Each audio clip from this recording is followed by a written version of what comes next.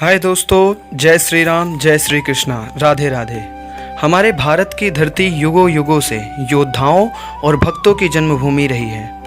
आज हम आपको एक ऐसे अद्भुत कथा के बारे में बताएंगे जो द्वापर युग के महापुरुष अर्जुन और दूसरे परम भक्त और महावीर श्री हनुमान जी के जो कि एक दूसरे से आपस में संवाद करते हैं। एक बार की बात है, द्वापर युग में श्री हनुमान जी एक कद्री नाम के वन में श्री राम नाम का भजन करते थे।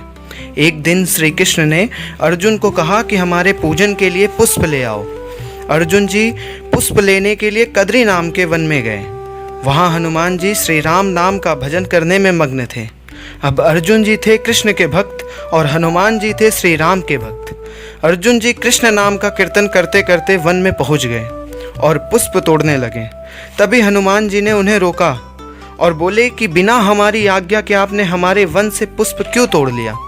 अर्जुन जी ने कहा कि पूजा के लिए पुष्प लेने के लिए हमें पूछना पड़ेगा। हनुमान जी बोले, किसकी पूजा के लिए ले जा रहे हो? अर्जुन जी ने बोला, श्री कृष्ण के लिए। हनुमान जी ने हंस के बोला, अच्छा ठीक है, ले जाओ।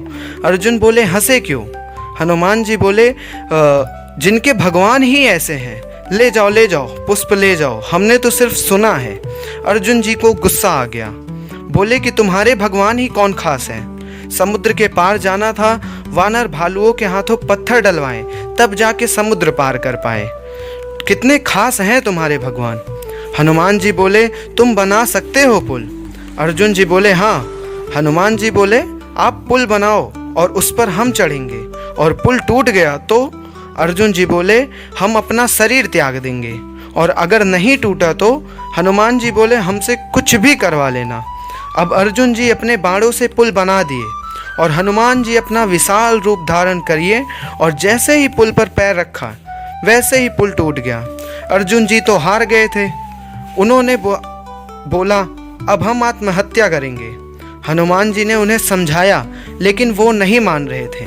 कृष्ण जी ने ये सब देख रहे थे। उन्होंने एक ब्राह्मण का रूप धारण किया और वहाँ पहुँच के अर्जुन के पास, और वो सारी बात जानने के बाद अर्जुन को समझाया, लेकिन अर्जुन जी फिर भी नहीं माने।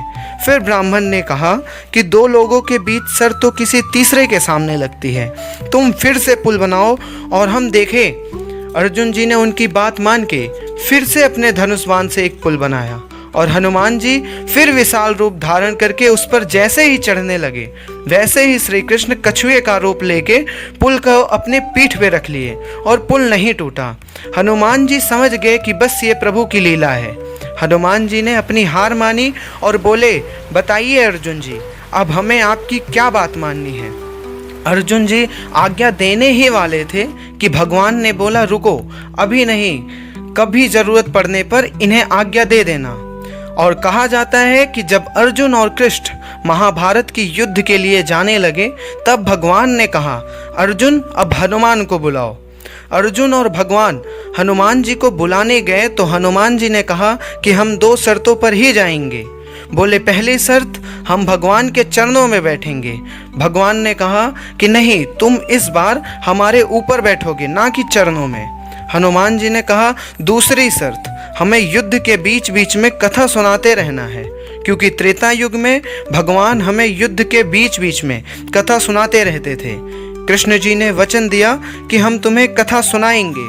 उसके बाद युद्ध में हनुमान जी आके रथ के ऊपर ध्वज पर बैठ गए, जिसके कारण अर्जुन के रथ का नाम कपिध्वज पड़ गया। और सच्चाई ये है कि हनुमान जी को कथा सुनाने के लिए ही श्री कृष्ण ने गीता